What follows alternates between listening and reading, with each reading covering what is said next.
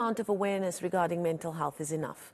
And in these days of rolling blackouts, high crime, and the ever-increasing cost of living, there's a lot that can weigh you down. Our local author, Keegan O'Connel, has penned a book titled A Combustible Life, drawing on his own experience. He's opened up about his journey with manic depression, and he joins us now live from Durban. Keegan, thank you so much for your time so late on a Thursday evening. We really do appreciate it.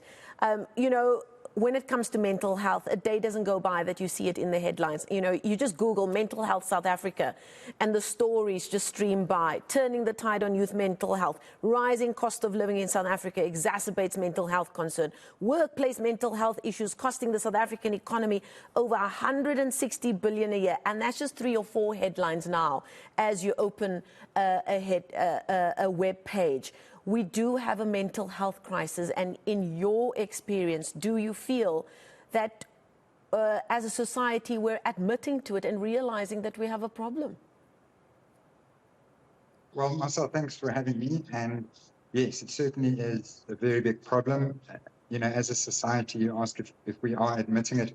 I think a lot more now than previously, but I can tell you there definitely is still a large stigma around mental health, and it goes unspoken about often. And what I'm trying to do in terms of this book and sort of other work that I'm doing is to get people to actually talk about it and to know that it's okay, that you're not okay. And we need to have more of these conversations, and we've got to get the message out there that you shouldn't be afraid to speak up and ask for help, because mental health is an important topic, and it's something that affects everyone. Every person or family at least knows somebody who's going through something in terms of mental health, whether it be bipolar, depression, anxiety, whatever the case is. But I think it is talked about more, but we need to open the doors wider and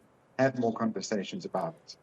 And you've taken the step to really open up your life rather publicly, not just having those intimate one-on-one conversations with people whose paths you cross with. You've now written a book to tell your own personal story, and that starts already in your 20s, if not before that, where you speak about being hospitalized in a psychiatric unit in Cape Town after what you call a deep dive into the melancholic desperation and loss of hope that depression brings.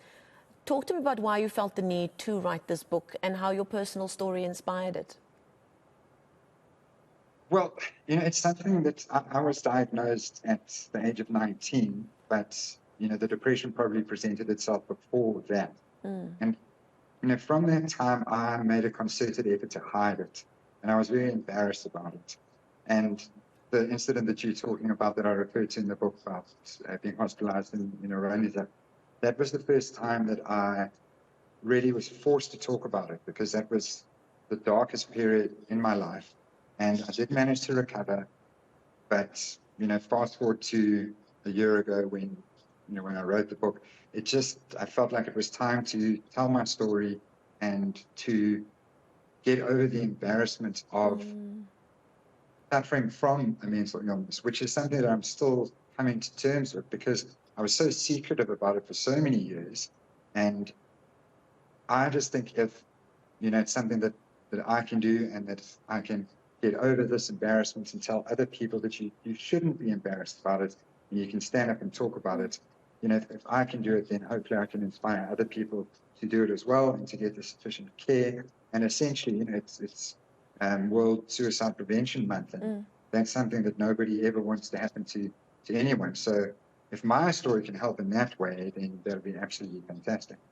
And what do you think was the key to you finding your way through this? Because it's not something that you just take a couple of pills and now I'm cured, I'm fine. It's something that you have to work through, you have to live with for a long time. And sometimes, it rears its ugly head. I think you say that you revisited some of that because of the loneliness brought on by COVID and its lockdown. What do you think was key to you being able to navigate your depression? Look, I think it's something, if you are clinically depressed, it's something that's going to be with you for life. So, you do have to navigate the highs and the lows. And, that incident in Cape Town when I was hospitalized, I was practicing law at the time. I had my own firm, and everything just went downhill in a matter of weeks. I just lost everything that I had. Sure. But it was through the care of a psychiatrist, my family helping me, and getting onto the right medication. And, you mentioned the loneliness that COVID brought on. And, my depression has changed over the years. And a large factor was what happened during COVID, big problems with my business and my father passing away. And it took a very, very different route. And it's become sort of on a up and down on a day-to-day basis. So I'm still navigating, the route, and I always will be. But it's not, there's no sort of one fix. You can't say this is how you can cope, or this is what you can do to navigate it. It's very much on an individual basis. What was it like writing this book? Was it tough revisiting some of those darker moments in this journey of yours? And myself, it was, but I actually became a bit desensitized to it eventually because, I wanted to get as perfect a product as I could. So after writing it, I sat for months and I read over it and over it and over it. So, the stories of the dark times, I certainly became desensitized to it. And I haven't picked it up and read it in perhaps 6 months, maybe more. So I think if I had to do it again, it may be difficult to read parts of it, but it was definitely an emotional journey in the beginning, putting everything out on paper and coming to terms with the fact that there's a possibility that people are going to read this and then it's really out there with the vulnerabilities and, everybody will know my story. What are you hoping to achieve with this book? What are you hoping somebody who decides to pick up this book gleans from its pages and from your story? Well, I think if it can assist family members of people with depression, whatever the mental illness is, to understand it, because it's a difficult thing to understand. And when I was first diagnosed, my family didn't understand it. I didn't even understand it. I had this good life on the face of it, and I was miserable with, no foreseen reason. So if it can help people to understand more about what depression is and, the ways to deal with it. But I'm also hoping that I can get people to, get in contact with me, and that, that I can try and start helping other people in the way that I've managed to get help from my family and friends and psychiatrists. And, on that note, just very briefly, it's a very new project that's just kicked off with the KwaZulu-Natal Children's Hospital Trust. They contacted me through an article on IOL, and I went for a tour of a hospital that they're restoring. And there is a big fundraising drive. So, I'm hoping through this interview and other interviews and the book that people will get in contact with me and we can put something together and we can help not only with raising funds, but raising awareness and also actually on the ground helping people. So essentially it's an awareness spreading campaign.